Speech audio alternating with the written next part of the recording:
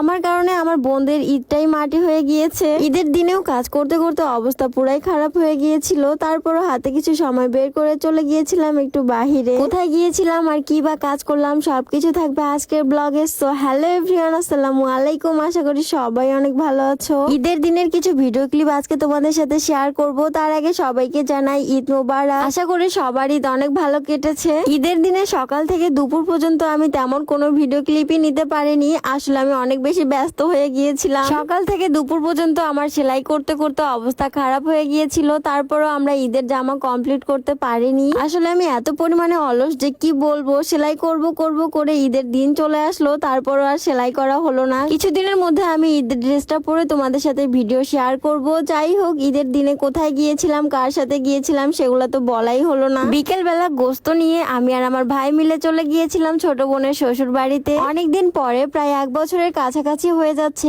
আমার ভাই আমার তেমন কোনো ব্লগ ভিডিওতেই ছিল না। যারা আমার আগের ব্লগ ভিডিওগুলো দেখেছো তারা আমার ভাইকে অবশ্যই চিনবা, কারণ সে আমার ভিডিওতে আগে সব সময়ই থাকতো। যাই হোক, ঈদের দিনে কিন্তু প্রচুর গরম ছিল আমাদের এখানে। আমি অনেকের ভিডিওতেই দেখলাম অনেক জায়গায় বৃষ্টি হচ্ছিল, কিন্তু আমাদের এখানে এত পরিমাণে গরম ছিল যে বলার বাহিরে। এই গরমে গর্জিয়াস কোনো জামা পরার সাহস আমার হয়ে ওঠেনি, তাই খুবই সিম্পল একটা জামা পরে চলে গিয়েছিলাম বোনের বাসায়। ওখানে যাওয়ার কিছু সময় পরে সূর্য তো ডুবে যায়, কিন্তু আকাশে এই চাঁদটি দেখা যাচ্ছিল। আর আমার ভাইয়ের একটা কমন জিনিস তোমাদেরকে দেখাই। আসলে ও সব ভিডিও শুরু করার আগে এটা দেখায়, আমি জানি না এটা মানে কি। তারপরেই তো রুমের মধ্যে চলে আসলাম। এখন খাওয়া দাওয়া করে চলে যাব বাসায়। আর বাড়িতে আসার পরে দেখি আমার বোন ফার্স্ট টাইম এই প্যানকেকটা বানিয়েছে, যেটা খেতে অনেক বেশি মজা হয়েছিল। এটা খাওয়ার পর মনেই হচ্ছিল না যে এটা সে ফার্স্ট টাইম ট্রাই করেছে। তারপরে সবাই মিলে খেয়েছিলাম আইসক্রিম। এই ছিল আমার ঈদের ব্লগ। যাই হোক, আজকের ভিডিওটা এই পর্যন্তই। সবাই ভালো থাকবা, সুস্থ থাকবা। আল্লাহ হাফেজ।